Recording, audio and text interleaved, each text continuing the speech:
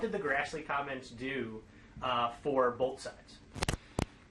Well, in terms of that mistake, has certainly brought a lot of attention to the campaign, particularly given how popular Senator Grassley is in Iowa, and the apparent comments that Braley made disparaging Grassley and then maybe more broadly farmers and Iowans and so forth, that it really gave Republicans an opportunity to hit hard and saying, oh, well, this is somebody, he's an elitist, he's going down talking bad about Iowans and Senator Grassley to Texans and that sort of thing. And so it gave them plenty of opportunities, different angles on that to sort of hit back. And of course, in the Braley campaign is often when you make a mistake of that sort that you've got to kind of come back and try to reassure people. So there was a time when he was trying to establish his agricultural bona fides, so to speak, talking about his background and so forth. And so it was a bit of a stumble for him in the campaign. And so then they tried to go on to other issues, but the Republicans hit it hard for quite a while and to apparently great effect. How has that instance stood out in the course of this debate? Like we were talking about, after that, you try to move on, but it's tough when there's nothing else to really gain traction. It is, and then of course, sticking on that sort of theme, then of course it came out that Congressman Braley had missed a very large percentage of his full committee meetings for the Veterans Affairs Committee, and then that was something that Republicans were able to hammer him on, and still are, to a certain extent, talking about he missed certain meetings. And at least initially, you can, when somebody makes a gaffe like that, the other side can exploit that particular gaffe, and then if there are a couple of others along the way, then they can start incorporating it and try to show that it's a pattern of behavior. And we've seen a little bit of that on behalf of the Republicans as well.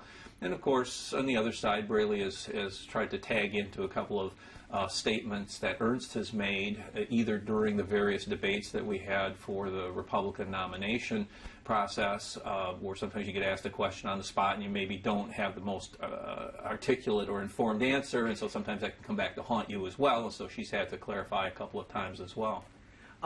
How, I guess, at the end, how does that work out? If you're keeping score of this, who do you think has, handled their gaffes better and then been able to exploit the other better?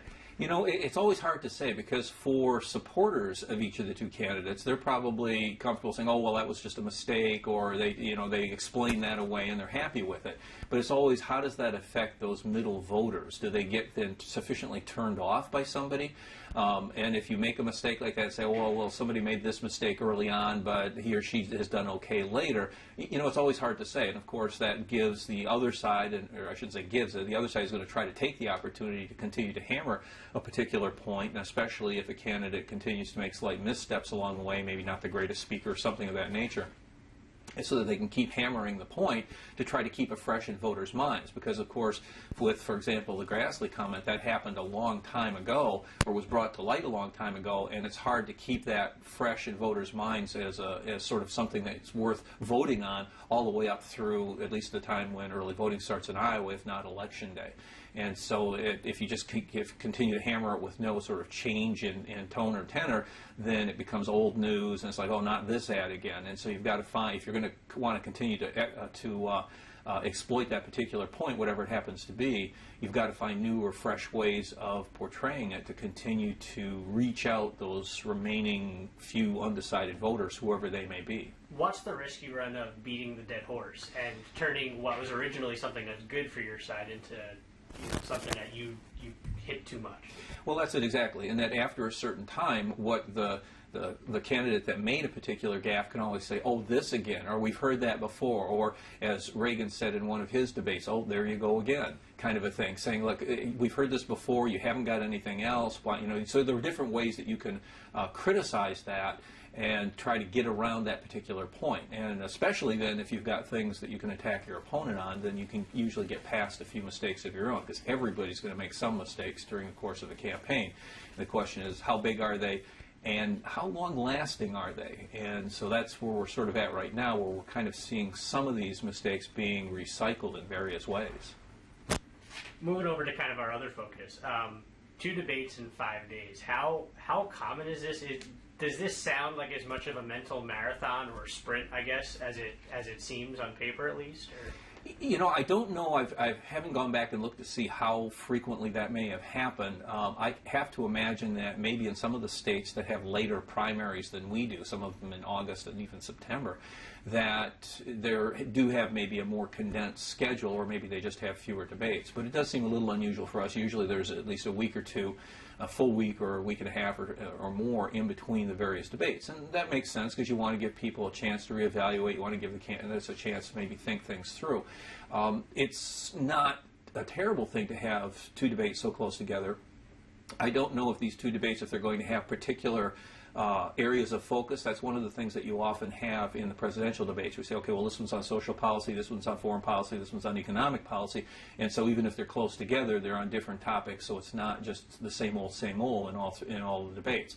I don't know if that's going to happen in the Senate debates. It would be nice if it did, because if it's just a matter of, okay, we're going to have a second debate, and now all of a sudden the third one's just going to go over the same ground, that's not going to be overly informative. As far as the candidates are concerned, their big concern, and this is kind of what we were talking about before, is to not make a huge mistake. Because at this point, when you're getting this close to Election Day, and even with all of the early and absentee voting that's going on, there's still a fair number of people that could decide the election if it's this close, that are going to make those voting decisions as to who to vote for in this last couple of weeks. And for them, if they see a huge mistake, a big gaffe of some sort, and if the other side is able to exploit it in some way, it could affect the campaign. And you have two debates close together, it may not give the campaign much time to really recover. And especially if the gaffe is in the second debate, then what happens in the third, that's going to be the immediate comeback. And so that's what we're likely to see. And that's what we've seen in some of the other debates and the other campaigns, is if a candidate has made some sort of gaffe in the first debate, then that's usually the first question in the next debate, as far as, well, okay, this is what you said last time, what's your position now, kind of a thing. So they do get a chance to sort of revisit a particular mistake, but how convincing that's going to be is an open question. How much is it also, though, high risk, high reward, in that if you can throw your opponent off, you're doing it where the stakes are much higher? Well, that's absolutely true. And so each candidate, depending on what his or her internal polling is showing and what the race seems to be overall, they have different objectives in a campaign like this. Now, even though a lot of the polling is still showing the Senate race here in Iowa tied, a lot of the prognosticators seem to think that Joni Ernst is a slight favorite to a certain extent, and like 60% chance of winning or something along those lines. Depends on the person doing the rating, or the entity doing the rating. But I would say that it's probably close enough that both sides really need to make sure that they don't make a mistake. On the other hand, if the Braley campaign thinks that they need to, as the saying goes, score a knockout punch to some extent, or to throw Ernst off her game, then maybe they are willing to take that risk in order to sort of do that kind of thing. The problem is, in a debate like this, it's really hard to win in the sense that you're saying something that's so brilliant that it completely throws off your opponent. The only thing that could really happen would be as if you're able to exploit a mistake that somebody had said previously. And at this point, in terms of a lot of the issues, we've seen those things come out in various ways before, and I'm not sure that anything that could be said in a debate at this point, unless it's some totally new information that we haven't heard before, if that could really sway the debate in the sense of saying, okay, this person really won. What would be more likely to happen again is that somebody says something really wrong in some way, or off, or a mischaracterization of something they said before, which could be then seen as a flip-flop in some way. That basically the idea of debates at this point is don't make mistakes and stay on your game. Well, and that's what I was going to say. That was kind of my next question, is how you change the status quo. Clearly, for someone like Bruce Braley, the status quo hasn't been very favorable recently. And I guess you're saying that there's really not a whole lot you can actively go out and do, right? Not really. I mean, there are a couple of instances where, and one in particular, when Reagan was debating Mondale, and the theme, the people have probably seen this, clips of this that gets shown on a regular basis, where a theme during the re-election was that Reagan was too old. And so when one of the questions in the debate came up, and Reagan was asked to answer it, he kind of made this joke, and he turned it back, and he said, well, I will not hold my opponent's youth and inexperience against him. And even Mondale laughed at that. And it was just an excellent kind of turn, a little bit of political jiu-jitsu there, to basically turn what had seemed to be a negative for Reagan into a kind of a joke, and then all of a sudden it becomes a non-issue at that point for most people. I suppose some people still say, oh, well, that's funny, but he's still too old, and they vote for Mondale. But unless you can do something like that, again, the bigger key is just to stay on your game, not make mistakes. And again, debate is just one opportunity, and especially for Democrats, it's usually considered to have the stronger ground game. It looks like Republicans are catching up a little bit in terms of the absentee early ballot voting, so we'll see how that shakes out over the next couple of weeks. But you have to rely on other aspects of your campaign to carry the day, I think, and just make sure that you're not doing really bad things in a debate. If you have an opportunity to score a really solid point, that's great, but those are pretty hard to come by. In terms of early voting, I know, like, I go into Joni Ernst rallies and events, they keep talking about how, they might be getting beat or might be behind in early voting, but they're pretty confident that the Republican way, showing up on election day and voting then, they're having confidence in that, but they're worried about early voting, discouraging people from getting out to the polls. How does that affect something like right now, where more Democrats have voted earlier, for one reason or another? Well, as we've seen in prior election cycles, that because the Democrats put more emphasis on that early voting absentee ballot approach, that they basically had a number of their votes in the bank.